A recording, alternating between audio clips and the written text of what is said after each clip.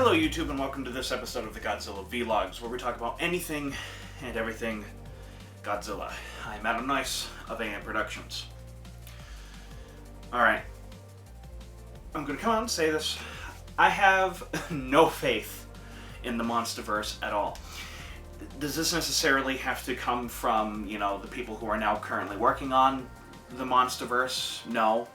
Mainly has a lot to do with the fact that I have no faith in that piece of shit land Hollywood anyways. And I'll tell you what really is catapulting this. What's really catapulting this is that absolute garbage I'm seeing that's coming out of the Universal monsters.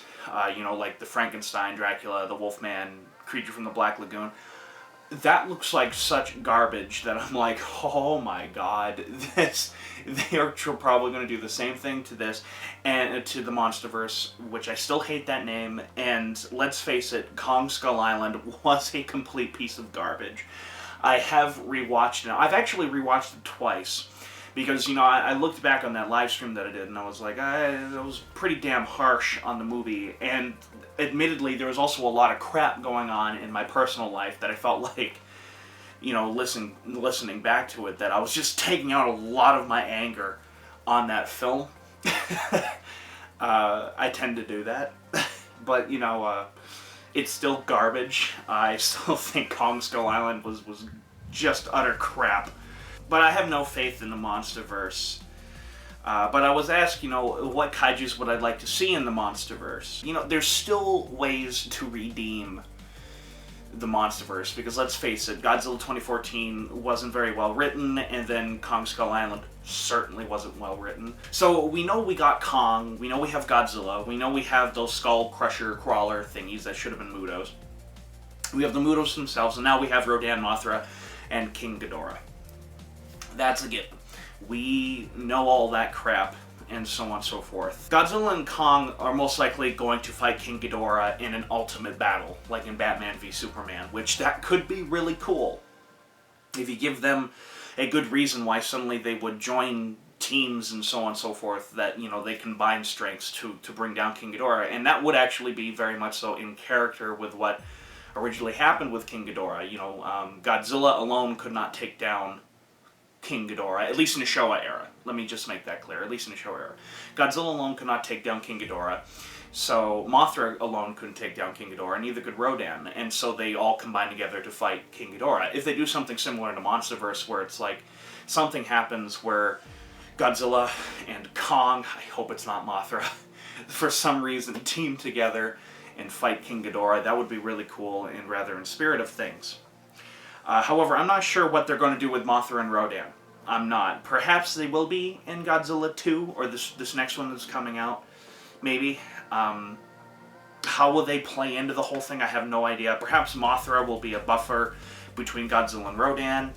That'd be kind of interesting to be, like this huge fight is going on between Godzilla and Rodan, blah, blah, blah, but then Mothra comes in. But I really hope they don't do that. That could be done very interestingly, but I hope they don't do that, because it's the next Godzilla in the Monsterverse, the next Godzilla film in the Monsterverse really needs to be Godzilla's film. And I don't think they're going to do that, because no one in Hollywood seems to have a fucking brain. Now, this is just a theory, but I don't think a remake of Ghidorah the Three-Headed Monster is going to happen. That's what I've been really worried about lately, is that they're just going to throw in so much shit really quickly.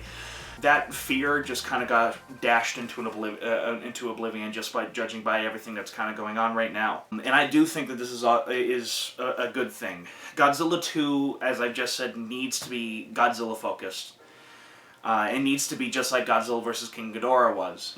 Again, I'll always go to Godzilla vs. King Ghidorah, 1991, as an example of a movie that doesn't just have Godzilla in it, but it is a Godzilla movie, a Godzilla-focused film. You feel his presence throughout the entire film. If Ghidorah the Three-Headed Monster was to be remade all of a sudden with Godzilla 2, it would just be too much too quick. Rodan would be introduced in that movie, and so would Mothra, so we'd be introducing 3 new monsters in that film. Out of the blue. If you look in the Showa era, you have Rodan had his own movie, and so did Mothra. As for monsters I'd like to see the Meganeura. The little worms, not so much the Megaguirus, as cool as that is, but The Meganera. I would love them to be reintroduced as some kind of association with Rodan. Perhaps in mention.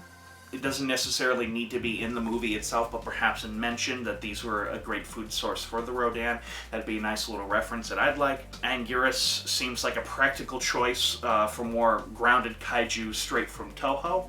I perhaps would do something with him to fill the gap between Skull Island and Godzilla 2, though. Again, this is what I would do if I was given reins over the Monsterverse, which of course I'm not going to have that. And again, I do want to say that, you know, this series can still be redeemed if handled right. But right now, before that, they had a lot of opportunities that they just wasted. Now they have literally like a plate of hot glass that's ready to explode in their hands. It's like holding a grenade without the pin. That's what the Monsterverse is right now. I'd really play up on the idea that Anguirus and Godzilla are not friends, but ultimately become friends due to circumstances. I'm not sure what. You know, but that's roughly what I would do. I was thinking maybe Gigan or Megalon, something along those lines. But I'll tell you one of the things that I really want to see in the Monsterverse really bad, and that is a return of the Muto species. And I know, like, Muto now, because of Skull Island and shit, is now a generic term for all giant monsters. I hate that, by the way. But, you know, the Mutos, the Hawk Muto and whatever from Godzilla 2014, I want to see a return of that species. These are cool monsters. I don't care what people say. These are really cool and creative, new, modernized monsters. And what happened was I saw interesting fan art of Gigan on DeviantArt. It basically was like, what if Gigan was a Muto? And it got me thinking. Do I really like the design? No, but it got me thinking.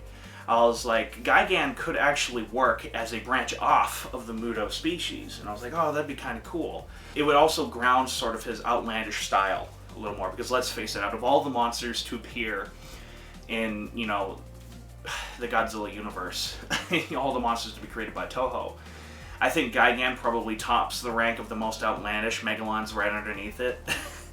He's a very outlandish monster. The other monster that I would like to see, you know, come up in this is I would love to see a return of Megalon. Megalon hasn't been in shit other than some of the games. I would like to see a return of Megalon. I still think you can do a lot with Megalon, you know, just update his design a little more. He would actually be even more closely related to the Muto species than actually Gigan. I mean, why not? If it can work for Gigan, it could also work for Megalon. They had very similar designs. In fact, they were originally supposed to be in the same movie together in Godzilla vs. Gigan. Perhaps not even Mutos, but perhaps Megalon could be like this giant bee or wasp kind of thing, which would be really creepy. Problem that I would have with these, though, is that I'm afraid that they're throwing in too much too quickly. That's the biggest problem with all of these cinematic universes, such as DC, Star Wars, and now the Monsterverse. They're just throwing in all this shit so quickly. They have no time to establish any of these, you know, creatures, no of these kaijus, or even characters. Which that is a genuine problem I have with cinematic universes in general, because sometimes introducing all of these things can just bog you down even more. I'm just so sick of cinematic universe. And what will happen is I'd actually do something very similar to what the Star Wars universe is doing right now. And this is one of the things that I love about the Star Wars universe, the Disney Star Wars universe. I still prefer the Legends canon, because, you know, those are all books. But out of all the stuff that Disney is doing with Star Wars right now, out of all the stuff, you know, that I'm sort of digesting, it isn't the movies that I get the most excited for. You know, and as much as I'm excited for Rebels, you know, and Rebels is really good. And I'm excited. I'm just afraid that they're going to do the same thing here. They're going to throw in too much too quickly. The thing that I love about what Star Wars is doing is the amount of books that are coming out. Specifically, there's 2 books that I've read, Tarkin and Thrawn. And I'm like, these 2 books were so good. They were just really entertaining books. I didn't want to put them down. I want that to return. You know, stop making all of these movies, you know, explaining characters' backstories and stuff like that if you're going to make a cinematic universe. Instead, write some books. Fill in those gaps with books. We don't necessarily need a movie for every little tiny detail. But yet at the same time, it's a balancing act, you know, and that does sound a bit contradictory to what I just said, but it's a balancing act that cinematic universes have a very hard time putting through, have a very hard time being able to digest itself, which is one reason why I don't like touching cinematic universes. I like creating my own thing, specifically in trilogies or quadrilogy. But I'd fill the gaps in between these movies in the Monsterverse with books, you know, decent books. And the one that I had in mind was, I'd like the idea of there being a World War Z style book, but with different kaijus from around the world. I thought that would be a cool idea. And it would be a great way to throw in lesser known monsters and stuff like that. Like I was thinking Ebera, Gezera, Kamiba, Manda, stuff like that. You could really introduce those monsters with that kind of book. And actually it could really set you up for the last of the Monsterverse movies, apparently last, but Destroy All Monsters. Have a section of the book devoted to each monster or something along those lines, written from the POV. Oh yeah, here's what I have. Written from a POV of a Monarch agent. You know, a Monarch agent just going around taking notes, or different Monarch agents. But in a way, it would be a World War Z style book, which World War Z is an excellent book. If any of you haven't read it, I highly recommend it. And basically, I had it over the course of 40 years, basically from the 1970s to the early 2000s. Something along those lines. That'd be a great way to fill in the gaps between each film. That'd be a great way to do it. You wouldn't need a movie at that point. You wouldn't need a movie to fill in those gaps anymore. Instead of throwing a bunch of random expository information and making a film feel congested, which is what's probably going to happen with Godzilla 2, you'd have a book or a few books to kind of flesh things out a little more. Is that a perfect way to fill in that gap? No. But it's better than making a bunch of films that don't really add up to anything. Cough, cough, Kong Skull Island. Something I wouldn't mind the series doing is something more original. I want there to be some more original monsters. I think that would be kind of cool too. Again, the Mutos were such a great idea, you know, putting something that was the old, which was Godzilla, with something modern, something new. That was a great idea. The Mutos have so much potential to be an overarching threat for Godzilla, it's not even funny. And it is quite clear that they're not doing anything with that. And again, I'm talking about the species that was in Godzilla 2014. Again, I hate the fact that Muto is now just a generic term for all monsters in this universe. I hate that so fucking much. The Mutos being the overarching threat for Godzilla also could have been for Kong, but we all know that that was thrown out the fucking window. Both the Mutos and the Skull Crushers have a great and modern design to them. They really do. It gives the older monsters something to contrast with. You know, a modern view of kaijus meeting the old. And this also, that whole idea could be played up thematically as well. The idea of one generation going into the next, which is exactly what is actually going on all over the world now in terms of politics and everything.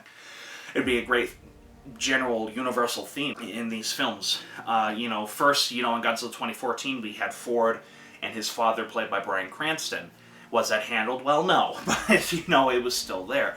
And then in Kong Skull Island, we had Sam Jackson and Chapman. They weren't handled the same way, but the theme was still there. You know, one generation passing something off to another. And then you had Chapman and his son. You had, you know, John C. Reilly and his son. It was a whole thing of generation and generation. Play that up. At least you'll have a theme to go to. Why not keep this as an overarching theme for the Monsterverse? Each film has that kind of passing the torch kind of deal of one generation going on to another. Play it up, you know, and you can even play it up with the designs of the monsters and so on and so forth. So I'd really like to see them just do something instead of taking this crappy middle-of-the-road route that everyone seems to be doing now. Just grow some balls, people. Jesus Christ. And you know, there's those people out there that'll be like, oh, they're not going to make enough money off of those films if they do this. And that's bullshit. These companies have billions upon billions upon billions upon billions of dollars just sitting on their asses, not doing anything with it. That they could make, like, at least 10 years of films that make no money at all. That are complete and total flops, and they'd still be in the green. Well, anyways, leave a comment telling me how much of a retard I am or how stupid I am. That's what tends to happen on these videos. What monsters would you like to see in the Monsterverse? I'm sorry, I'm just really down. I hate cinematic universes suck. But anyways, hit the subscribe button, like us on Facebook. Every Saturday or Sunday now we do something called the ANPN broadcast, which is basically I take videos made by you guys, made by friends and so on and so forth, and I promote it like mad. We get roughly around 1,000 people tuning in, every week now in terms of view counts, and I'm very happy with that. But again, there's no strings attached there either. Be it a short film you made or a short documentary you made. All credit completely goes to you and so on and so forth. The only thing that I do is promote it. It is, that's all it is for promotion purposes only. Treating it like it's a television channel, almost. But go on Facebook, that is Facebook exclusive. And like the Godzilla saga, more information coming up shortly on that. I just released a bunch of information when I'm recording this. I'm not sure what's going to happen when this is actually released. It'll be at least a month probably before this actually goes up. And in the end, this is Adam Noyce of Van Productions saying, sayonara.